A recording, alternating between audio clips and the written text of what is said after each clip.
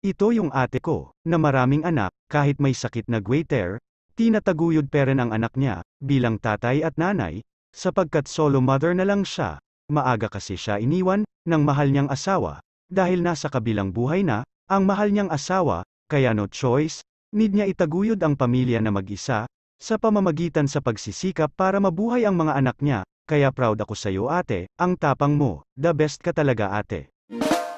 Both the rivers of